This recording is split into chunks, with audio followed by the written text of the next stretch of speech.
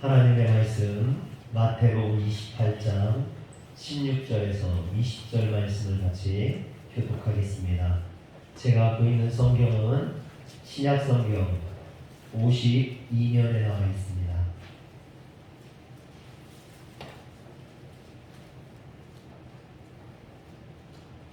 신약성경 52년 마태복음 28장 16절에서 20절을 같이 교독하겠습니다. 11 제자가 갈릴리에 가서 예수께서 지시하신 산에 이르러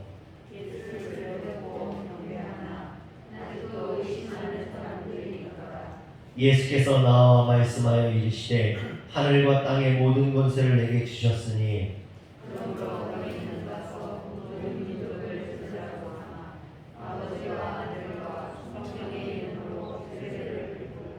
내가 너희에게 분부한 모든 것을 가르쳐 지키게 하라.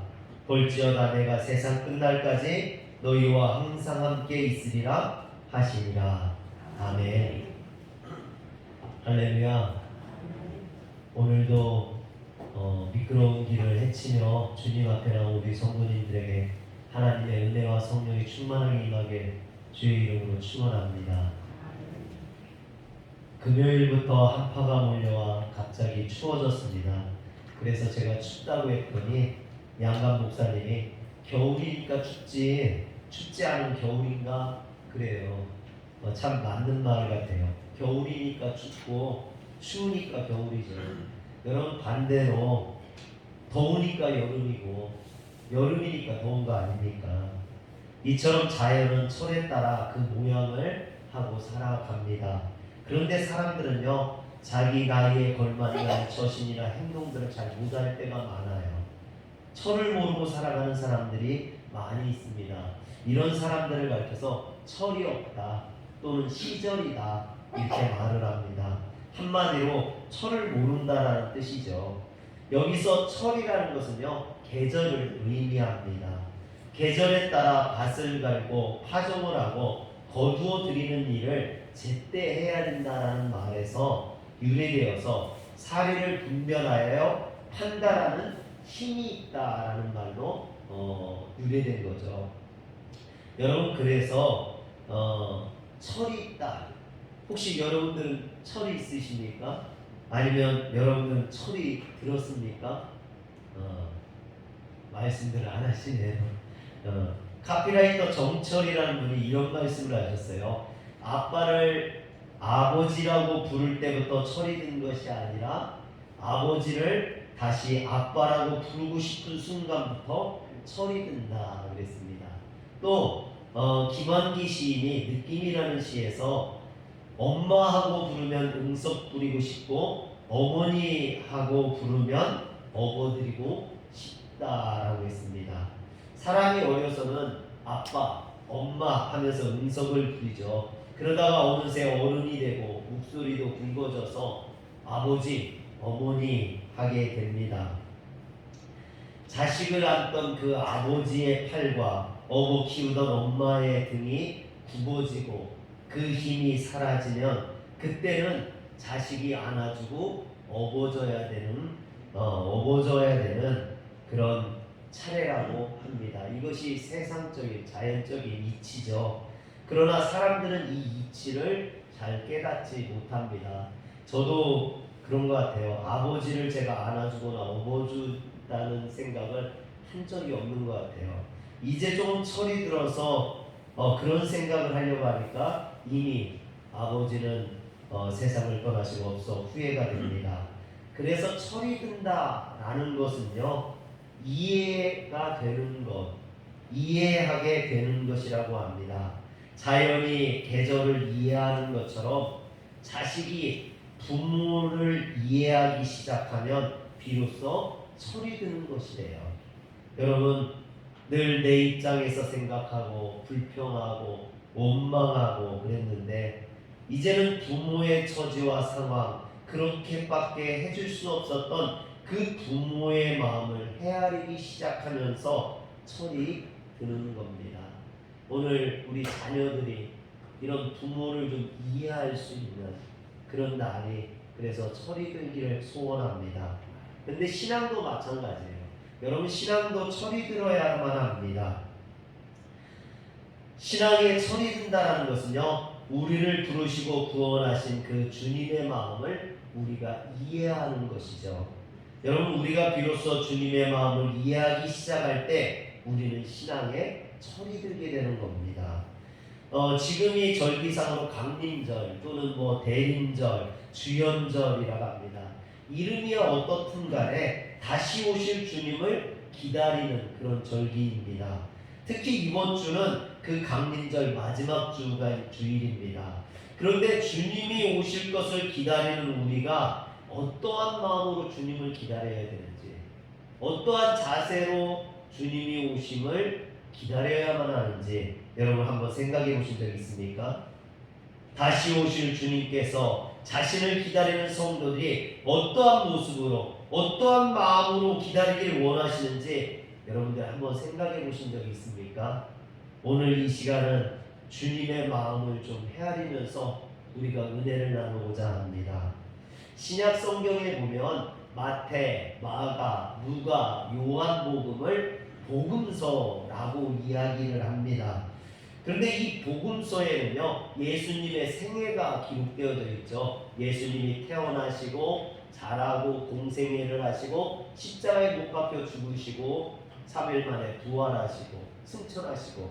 그런데 다른 복음서들은 예수님께서 부활하신 후에 40일 동안 이 세상에 머무시면서 행하신 여러 가지 행적을 기록함으로 복음서를 마무리하고 있습니다. 그런데 오직 마태복음만은 예수님의 승천 장면과 더불어서 예수님의 지상명령을 기록하고 있습니다. 이는 다시 오실 주님을 기다리는 성도들이 어떠한 모습으로 살아야 되는지를 우리에게 강조하기 위함이라는 것이죠. 이처럼 우리에게는 복음 증거의 사명이 예수의 지상명령으로 주어졌습니다. 그러므로 주님이 다시 오심을 기다리는 성도들은요, 주님의 지상명령에 따라서 나아가서 복음을 증거해야 되는 줄 믿으시길 바랍니다. 그런데 16절에 보면 11 제자가 갈릴리에 가서 예수께서 지시하신 산에 이르러 했습니다. 그리스도의 부활 소식을 전해드는 제자들이 주님께서 말하시던 갈릴리의 어느 산으로 모였습니다. 여기에서 지시하신 산, 이것은요, 많은 학자들이 일부는 변화산이라고 합니다. 예수님께서 변형되었었던 변화산이라고도 하고, 또 일부는 예수님께서 산상수훈을 선포하셨던 팔복산이라고 이야기합니다. 아마도 이곳은 제자들과 자주 왕래하시고 말씀하시던 곳이었을 겁니다. 그런 의미에서 본다면 변화산보다는 팔복산이 더 합당해 보이기는 합니다. 어쨌든 부활하신 주님은 그 영광스러운 모습을 보여주시려고 당신의 제자들을 갈릴리의 한 산, 지시하신 그 산으로 부르셨습니다. 그리고 주님의 말씀에 따라 이곳에 모인 제자들은 부활하신 주님의 그 영광스러운 모습을 볼 수 있었습니다. 사랑하는 성도 여러분, 오늘 주님의 오심을 기다리는 강림절 마지막 주간에 우리가 왜 이곳에 왔습니까? 이곳에 온 이유는요, 단 한 가지입니다. 부활하신 주님을 만나기 위해서. 할렐루야. 여러분, 주님은 주의 전에서 주님을 만나기를 소망하며 나온 주의 성도들을 만나주시는 줄 믿으시길 바랍니다. 이처럼 주님을 만난 성도들은요, 17절에 보면 예수님을 배웠고 경배했습니다. 여기에서 경배라는 말은 프로세키네오라는 말인데 하나님을 예배할 때 사용하는 말입니다.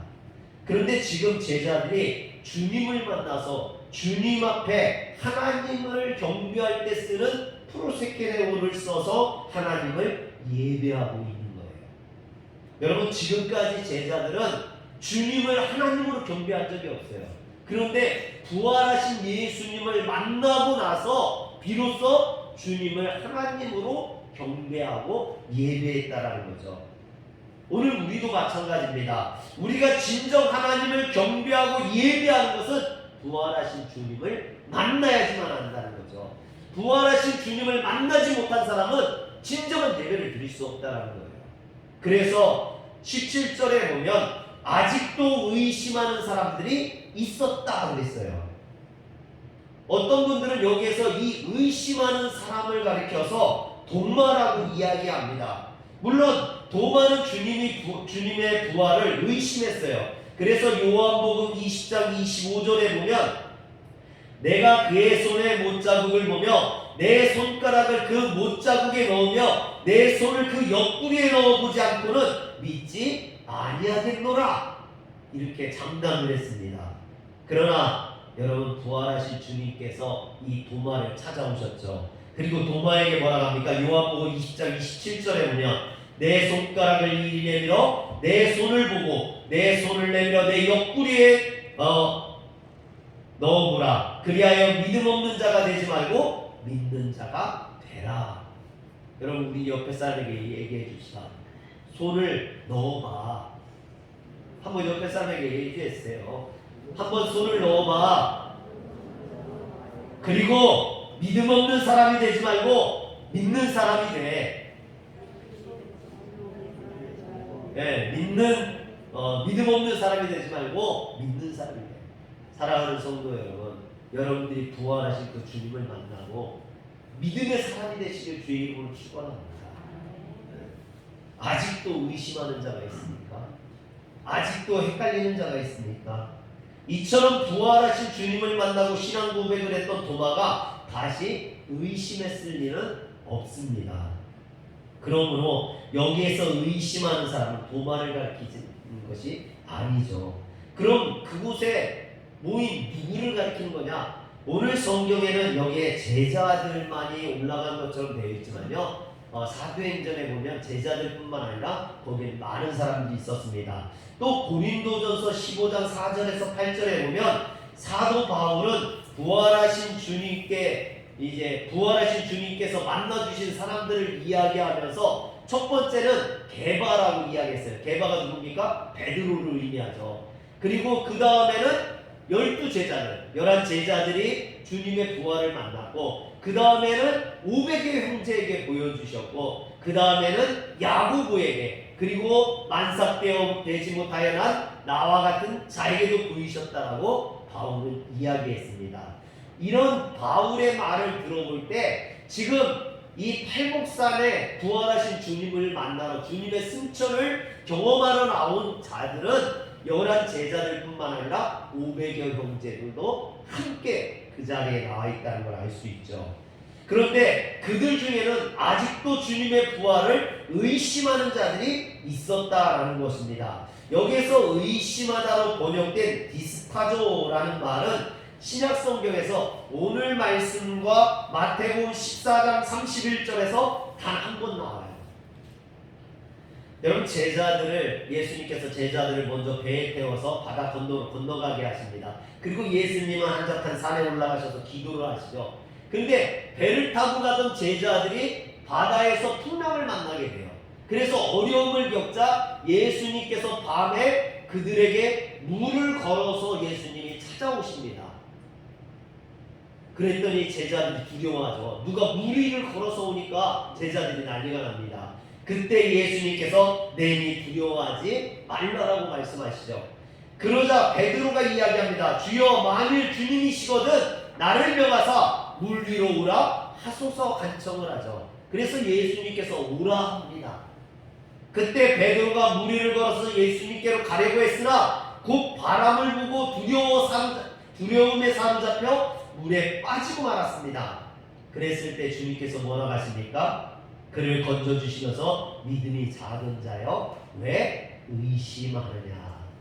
여기에서 의심하다라는 말이 디스타조예요. 한번 따라합시다. 의심하다, 디스타조.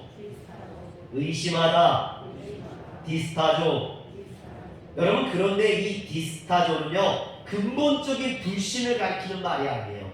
믿음이 부족한 상태, 곧 완전한 믿음에 이르지 못하여 주저하고 있는 상태를 의미합니다. 그러므로 오늘 말씀 17절의 말씀도 의심하는 자들이라는 것은 근본적으로 예수를 믿지 않는 사람들이 아니라 예수님을 믿기는 믿는데 믿음이 부족한 사람들, 믿어야 할지 말아야 될지 머뭇거리는 사람들을 의미합니다. 오늘 교회 안에도 이런 디스타조가 얼마나 많이 있습니까? 교회는 나오기는 나오는데 신앙은 없는, 교회는 나오기는 하는데 예수를 믿어야 될지 말아야 될지, 예수님이 부활했는지 안 했는지, 내가 구원받을 건지 구원받지 못할 건지 아직도 의심하는 사람들, 그럼 너무 많아요. 오늘 교회 안에도 이런 디스타조, 의심하는 사람들이 많이 있다는 겁니다. 오늘 비록 의심하며 머뭇거리며 나왔다 할지라도 주님의 말씀을 들으시고 부활하신 그 주님의 영광을 보시고 믿음 없는 자가 되지 마시고 믿는 자가 되시길 주의 이름으로 축원합니다. 이런 제자들에게 주님은 지상명령을 선포하시죠. 하늘과 땅의 모든 권세를 내게 주셨으니 그러므로 너희는 가서 모든 민족으로 제자를 삼아 아버지와 아들과 성령의 이름으로 세례를 베풀고 내가 너희에게 분부한 모든 것을 가르쳐 지키게 하라 하셨습니다. 이런 주님의 지상 대명령을 한마디로 말하면 복음 선포라고 할 수 있죠. 복음 전파의 사명을 우리에게 주신 겁니다. 이걸 쉽게 말하면요, 전도와 선교라고 할 수 있어요. 여러분, 전도와 선교는 본질적으로 동일한 것입니다. 그렇지만 문화권이 다른 타문화권에서 하는 전도를 선교라고 말을 하죠. 그렇지만 본질적으로는 전도나 선교나 같은 것입니다. 이처럼 부활하신 주님을 목격한 제자들이 해야 될 일은 부활하신 주님과 그 주님의 구원의 은혜를 만방에 전하는 것입니다. 그래서 전도와 선교는 교회의 사명이고 중요한 목적입니다. 전도와 선교를 통해서 하나님 나라가 이 땅에서 확장되어지고 완성되어지는 줄 믿으시길 바랍니다. 그런데 가끔 교회들이요, 이것을 잃어버릴 때가 있어요. 서산에 아는 목사님이 지역사회 어르신들을 섬기고 전도를 하기 위해서 교회에서 주간요양보호센터를 했습니다. 그런데 이 주간요양보호센터가 너무 잘 되는 거예요. 그러니까 목사님이 이 일에 바빠지는 겁니다. 목회도 하려, 이것도 하려. 그러니까 너무 바빠지니까 도저히 두 개를 못 하겠는 거죠. 그래서 목회를 접으셨어요. 목회를 접으시고 주간요양보호센터를 하는 겁니다. 예산의 한 후배 목사가요, 아이들을 전도하고 교회에 도움을 얻기 위해서 지역 아동센터를 했어요. 그런데 이 지역 아동센터를 하다 보니까 센터장이에요. 뭐 의사무소를 가도 그렇고 군청을 들어가도 그렇고 아동센터, 이 아동센터장으로 대접을 받아요. 어디 가서 목사라고 하면요, 대접을 안 해주는데 센터장, 또 뭐 우리 지방에는 이장님도 계신데 목사님 중에 이장님으로 가면요 대우가 다르다는 거예요. 목사님 그럼 쳐다보지도 않는데 이장님이라고 하면요 회사들도 그렇고 공사무소에도 대우가 달라진다는 거예요. 그래서 이분도요 목회보다는 그 일에 더 전념을 해요. 또 미국의 애틀란타의 한 교회는요 오전에 이렇게 예배를 드리고 오후에 교회에서 치킨을 팔았어요. 성도들에게도 팔고 이웃들에게도 팔고. 근데 이 치킨이 지역사회에 인기를 얻은 거예요. 그래서 치킨이 너무 잘 팔리는 거야. 그래서 주일날 오후에만 팔았었는데 주일날 오전에도 팔게 된 거예요. 예배를 안 드리고 치킨을 파는 거예요. 여러분, 이게 교회일까요? 치킨집일까요? 뭔가요? 교회입니까? 치킨집입니까? 여러분, 교회가 전도를 위해 식당을 할 수도 있고요, 커피숍을 할 수도 있어요. 지역 사람들과 접촉하기 위해서 지역 아동센터나 주간요양보호시설을 할 수도 있습니다. 그런데 중요한 것은 교회의 목적을 잃어버려서는 안 된다는 거죠. 본질을 잃어버리면 안 되는 거죠. 주객이 전도되면 안 되는 거죠. 자기 정체성을 잃어버리면 안 됩니다. 하나님께서 왜 우리를 교회로 부르셨습니까? 왜 우리를 교회로 세워주셨습니까? 우리가 해야 될 일이 뭐냐는 거예요. 우리가 해야 되는 건 복음 전도죠. 그것을 위해서 다른 것을 했던 거지 다른 것이 주가 되어서는 안 된다는 거죠. 사랑하는 성도 여러분, 제가 사회복지 자격증이 있어요. 대학원을 이제 사회복지 대학원을 나왔는데, 그러니까 저에게도 그런 주문들이 많았어요. 뭐 이것을 해라 저것을 해라, 그러면 생활에도 도움이 되고 또 교회에도 도움이 되고 전도에도 도움이 되고. 근데 저는 자신이 없어요. 저는 능력이 없어서 두 가지 일을 함께 잘할 자신이 없어요. 한 가지도 제대로 못하는데 두 가지를 내가 자신이 없어요. 그래서 나는 한 부분만 하겠다 그랬어요. 한 부분만.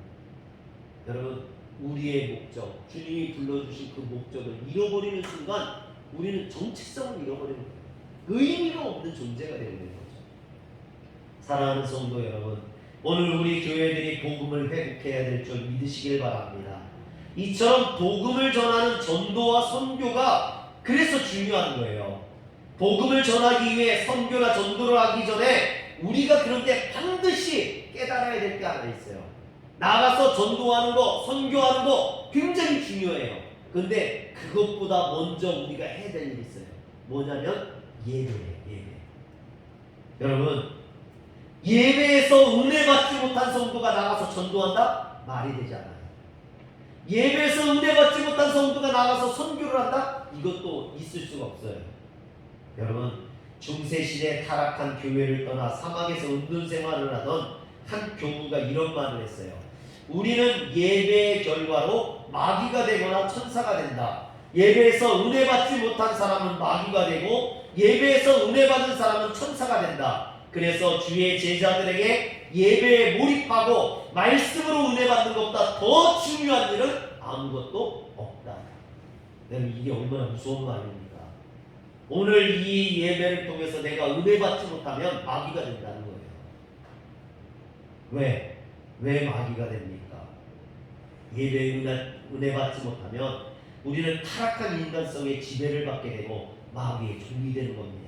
반면 우리가 은혜를 받으면, 예배를 통해서 은혜 받으면 스데반처럼 얼굴이 빛이 나고 천사의 얼굴을 가지게 되는 줄 믿으시길 바랍니다. 오늘날 교회들의 문제는요, 예배의 문제예요. 예배를 통해서 우리가 은혜 받지 못하고 있다는 거죠. 예배에서 은혜 받지 못하고 말씀을 통해서 우리가 뜨거워지지 못하니까 교회의 문제가 발생하는 겁니다. 따라서 모든 성도들이 말씀을 사모하고 은혜를 사모해서 그 예배가 뜨거워질 때 교회의 회복은 시작됩니다. 예배의 회복이 그래서 교회의 회복이라는 거예요. 여러분, 교회가 지금 뭐 이걸 해야 된다 저걸 해야 된다, 여러분 코로나 시절에 뭐 어떻고 다른 거 필요 없어요. 예배가 회복되면 돼요. 예배를 통해서 우리가 은혜 받으면 됩니다. 사랑하는 성도 여러분, 이 예배를 통해서 여러분들이 은혜 받으시길 주의 이름으로 축원합니다. 이처럼 주님은 예배를 통해 은혜 받는 자들을 향해 주님이 주시는 권세를 가지고 가서 모든 민족을 제자로 삼으라 말씀하셨습니다. 그런데 여기에서 권세로 번역된 엑수시아라는 말은요, 권한, 권능, 권리, 힘을 의미합니다. 즉 주님의 권세는 하나님으로부터 위임받은 권세, 즉 하나님이 주신 권세라는 거예요. 하늘 아래 그리고 땅 위에 있는 모든 권세를 의미합니다. 물론 주님께서는요, 십자가에 못 박혀 죽으시고 부활하신 이전에도 권세를 가지고 계셨어요. 그래서 병을 고치는, 귀신을 내어 쫓는, 풍랑을 잔잔케 하는, 죽은 사람을 살리는. 언제 아멘 하시려고요? 우리 성도님들, 죽은 사람을 살렸다는데 아멘을 안 하시고 병 고친다는데 아멘을 안 하시면, 여러분, 우리 주님에게 그런 권세가 있으시다라는 거예요. 물론 그런 권세가 있어요. 그런데 부활하신 주님에게 하나님께서 위임받은 그런 권세를 주셨다는 거죠. 즉 하나님이 주신 권세, 하늘로부터 온 권세를 주셨다라는 겁니다. 이건 뭐냐면요, 이 권세는 인간들을 심판하고 구원하는 권세를 의미해요. 물론 땅의 권세를 주님이 갖고 계셨지만 이제는 하늘의 권세까지 갖게 된 거죠. 그래서 인간들을 심판하고 그들을 구원하는, 그래서 우리는 예수 그리스도를 통해서만 구원받는 줄 믿으시길 바랍니다. 그 권세를 누구에게 주셨기 때문에? 하나님이 예수 그리스도에게 주셨기 때문에. 그런데 19절과 20절에 보면요, 너희는 가서 모든 민족으로 제자를 삼아 아버지와 아들과 성령의 이름으로 세례를 베풀고 내가 너희에게 분부한 모든 것을 가르쳐 지키게 하라. 볼지어다 내가 세상 끝날까지 너희와 항상 함께 있으리라 했습니다. 근데 우리가 가지고 있는 성경에 보면요, 너희는 가서 모든 족속으로 제자를 삼아 세례를 주고 가르쳐 지키게 하라. 이렇게 열거, 단순한 열거 형태로 되어 있어요.